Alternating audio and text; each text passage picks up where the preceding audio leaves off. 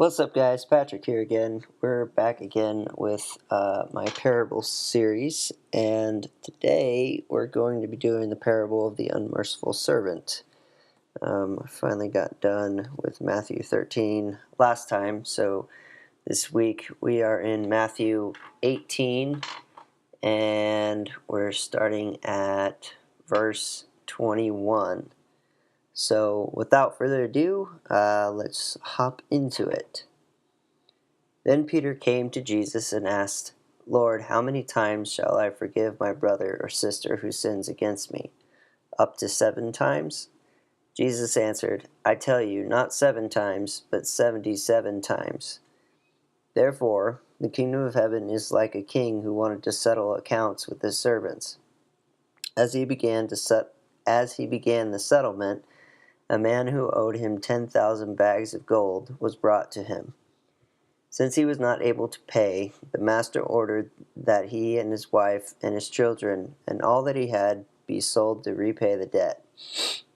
At this, the servant fell on his knees before him. "Be patient with me," he begged, "and I will pay back everything." The servant's master took pity on him, canceled the debt, and let him go. But when the servant went out, he found one of his fellow servants who owed him 100 silver coins. He grabbed him and began to choke him. "Pay back what you owe me," he demanded. His fellow servant fell to his knees and begged him, "Be patient with me, and I will pay it back." But he refused. Instead, he went off and had the men thrown into prison until he could pay the debt. When the other servants saw what had happened, they were outraged and went and told their master everything that had happened. Then the master called the servant in.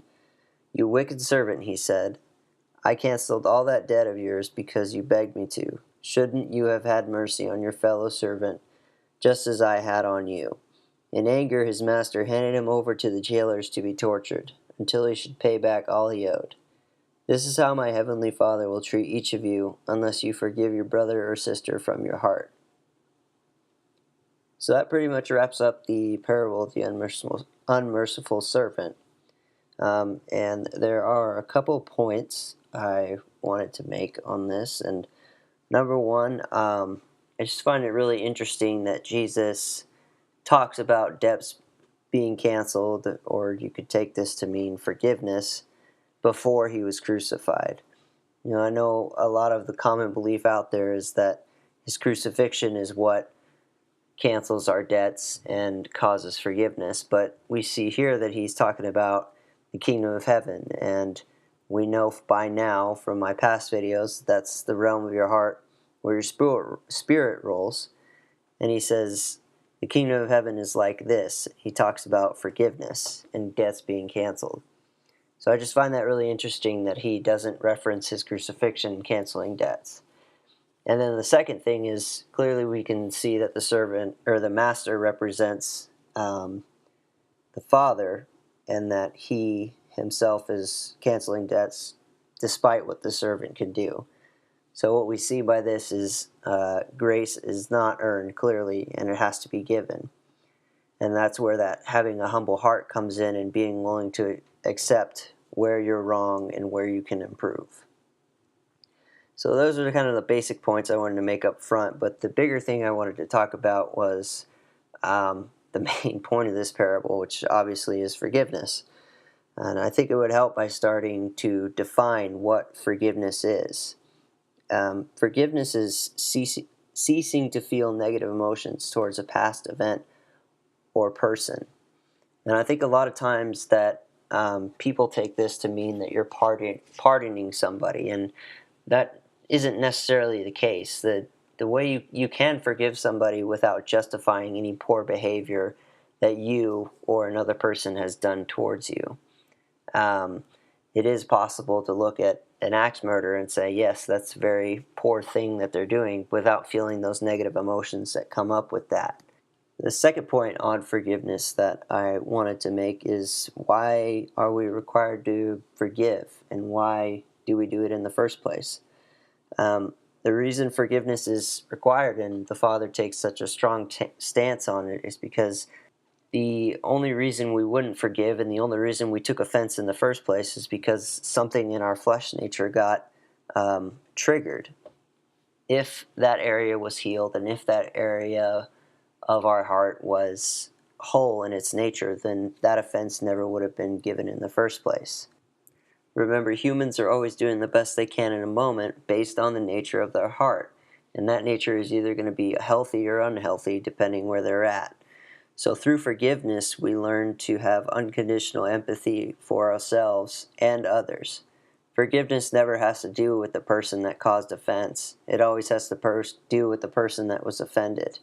And the Father desires you to have both that unconditional empathy for yourself and for others. So how do you learn to forgive? Well, it's where reflection comes in.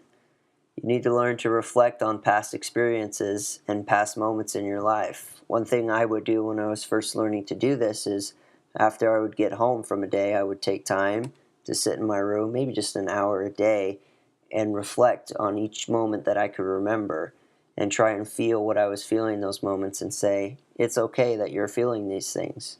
And also try to gain healthier perspective by saying, when you felt these things, the person that you thought was making you feel these things was doing the best they can. And through that process, I was able to have, one, empathy on myself for feeling those negative emotions, and two, have empathy on my supposed assailant. I'll close this teaching by summing up what the point of this parable is in 21st century English.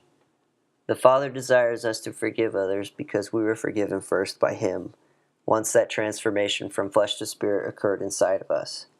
Remember, the parts of us that are spirit cannot sin, so why would the Father hold something against us that we cannot do anymore?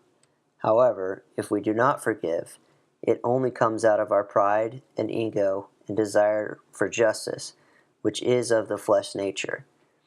This is what the Father wants to be killed or crucified within us, because it is not of Him.